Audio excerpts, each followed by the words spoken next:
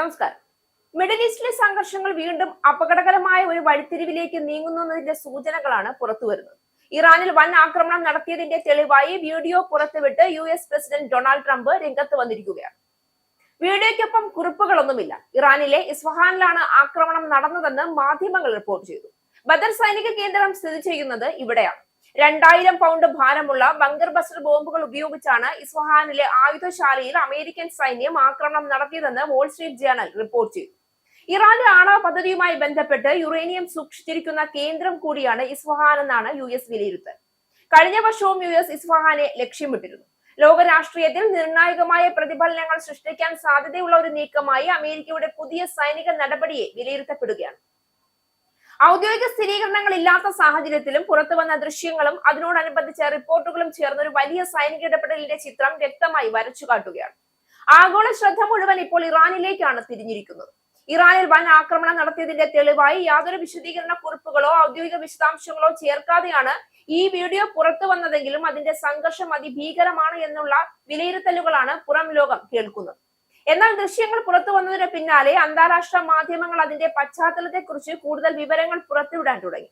വീഡിയോയുടെ വിശകലനത്തെ അടിസ്ഥാനമാക്കി ഇറാനിലെ ഇസ്ഫഹാനിലാണ് ആക്രമണം നടന്നതെന്നാണ് റിപ്പോർട്ടുകൾ വ്യക്തമാക്കിയത്. ശക്തമായ കോൺക്രീറ്റ് നിർമ്മിതികളെയും ഭൂഗർഭ സൗകര്യങ്ങളെയും തകർക്കാൻ രൂപകൽപ്പന ചെയ്തിരിക്കുന്ന ഇത്തരം ബോംബുകളുടെ ഉപയോഗം ആക്രമണത്തിന്റെ ഗൗരവവും ലക്ഷ്യത്തിന്റെ തന്ത്ര പ്രാധാന്യവും വ്യക്തമാക്കുന്നു.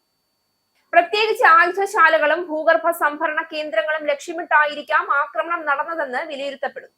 ഇറാന്റെ ആണവ പദ്ധതി സംബന്ധിച്ച് അന്താരാഷ്ട്ര തലത്തിൽ നിലനിൽക്കുന്ന ആശങ്കകൾക്കിടയിൽ ഇത്തരം ഒരു സൈനിക നീക്കം വലിയ വിവാദങ്ങൾക്ക് ഇടയാക്കാനിടയുണ്ട്. ഇറാൻ തന്റെ ആണവ പരിപാടി സമാധാനപരമാണെന്ന് ആവർത്തിച്ച് വ്യക്തമാക്കിയിട്ടുണ്ടെങ്കിലും അമേരിക്കയും ചില പാശ്ചാത്യ രാജ്യങ്ങളും അതിനെ സംശയത്തോടെ കാണുന്ന നിലപാടിലാണ്. ഈ ആക്രമണം ആദ്യമായല്ല. ഇസ്ഫഹാൻ ലക്ഷ്യമാക്കുന്നത് ഇതിനു മുൻപും അമേരിക്ക ചെയ്തിട്ടുണ്ട്. കഴിഞ്ഞ വർഷവും സമാനമായ ഒരു നീക്കം അമേരിക്ക നടത്തിയിരുന്നുവെന്ന റിപ്പോർട്ടുകൾ പുറത്തു വന്നിരുന്നു. അതിനാൽ ഈ മേഖലയെ ലക്ഷ്യമിട്ടുള്ള സൈനിക പ്രവർത്തനങ്ങൾ തുടർച്ചയായ തന്ത്രത്തിന്റെ ഭാഗമായിരിക്കാമെന്ന സംശയം ശക്തമാവുകയാണ്. മേഖലയിൽ അമേരിക്കയുടെ സാന്നിധ്യവും ഇടപെടലും വർദ്ധിച്ചു വരുന്നതിന്റെ ഭാഗമായിട്ടാണ് ഈ സംഭവത്തെ നിരീക്ഷകർ വിലയിരുത്തുന്നത്. അതേസമയം ഈ സംഭവത്തിൽ അമേരിക്കയുടെ ഔദ്യോഗിക പ്രതികരണം ഇതുവരെ പുറത്തു വന്നിട്ടില്ല. വീഡിയോ പുറത്തു വന്നതോടെ സമൂഹ മാധ്യമങ്ങളിലും അന്താരാഷ്ട്ര വേദികളിലും വലിയ ചർച്ചകൾക്ക് വഴിവെച്ചിരിക്കുകയാണ്. ദൃശ്യങ്ങളുടെ വിശ്വാസ്യത, സമയക്രമം, ആക്രമണത്തിന്റെ വ്യാപ്തി തുടങ്ങിയ കാര്യങ്ങളിൽ വ്യക്തത ഇല്ലാത്തതും ആശങ്കകൾ ഉയർത്തുന്നു.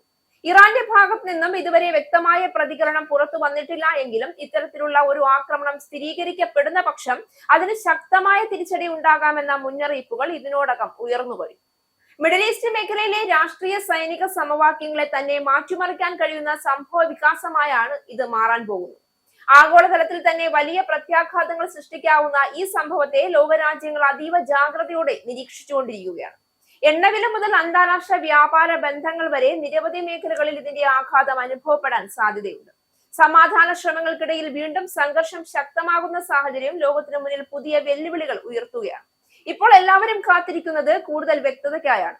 വീഡിയോയുടെ പശ്ചാത്തലം, ആക്രമണത്തിന്റെ യാഥാർത്ഥ്യം, അതിന്റെ വ്യാപ്തി ഇവയെല്ലാം സംബന്ധിച്ച ഔദ്യോഗിക സ്ഥിരീകരണങ്ങൾ പുറത്തുവരുന്ന നിമിഷം ലോക രാഷ്ട്രീയത്തിന്റെ അടുത്ത അധ്യായം തുറക്കും.